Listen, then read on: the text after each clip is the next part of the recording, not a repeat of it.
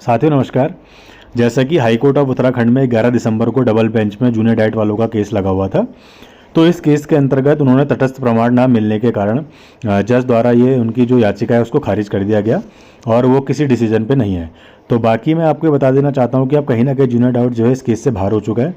बाकी अब जो है इस भर्ती में कोई भी केस नहीं लगा हुआ है, ना कोई पेंडिंग पड़ा, ना किसी की हेयरिंग होनी। तो अब कहीं ना कहीं इस भर्ती को जो है क्या कहते हैं कहीं मतलब इस भर्ती को अब त्वरित रूप से आगे बढ़ना ही पड़ेगा कैसे ना कैसे, क्योंकि प्रत्यावेदन लिस्ट जल्दी आएगी, उसके बाद तुरंत काउंसलिंग हो जाएगी।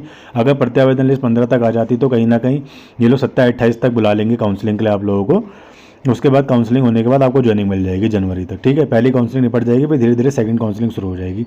बाकी देखते हैं किस जिले में कितनी काउंसलिंग निकलती है।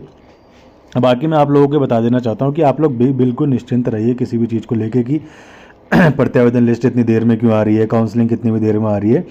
आप लोग क्यों इतना परेशान हो रहे हैं? देख लो, नौकरी तो आपको मिलनी है ही, बिल्कुल चिंता मत करें, मिलनी है, भले 10 दिन 15 दिन कभी मिलनी है। अब थोड़े केस ऊपर चल रहे हैं तो उसको क्या कर सकते हैं, बाकी काम भी बहुत हो रहा है ऑफिस में, इस वजह से थोड़ा काम, इसलिए थोड़ी चीज़ें लेट हो रही हैं। बाकी एक बार जैसी प्रत्यावेदन की प्रक्रिया शुरू हो जाएगी, आप मान के चलिए आपके सारे काम फटाफट होने लग जाएंगे और काउंसलिंग भी फटाफट हो जाएगी। बाकी आप लोग सारे डॉक्यूमेंट्स तैयार कर लीजिए और 2-2 सेट बना लीजिए। बाकी एक जने का किसी का प्रश्न आया था कि हम लोग क्या कहते हैं इसका परसेंटेज कैसे निकालें, आप लोग क्या कहते हैं गुणांक कैसे निकालें। तो गुणांक निकालने का एक ही तरीका है जो मैंने आपको बताया था कि जो डीएलएड की जो आपकी परसेंटेज है, डीएलएड की परसेंटेज का परसेंटेज, ठीक है, उसका 60% निकालिए और ये आपका जो टैट है उसकी टैट का पहले परसेंटेज निकालिए आप और फिर उसका 40% कर दीजिए। क्या कर दीजिए? 40%। फिर जो गुणांक आएगा उसको आधार बना के आप चीज़ों को आगे चेक करिए कि मेरा यार किस ज़िले में आ सकता है। बाकी आप लोगों ने सारे ज़िलों में फॉर्म भरा होगा, ये तो हम मान सकते हैं बिल्कुल।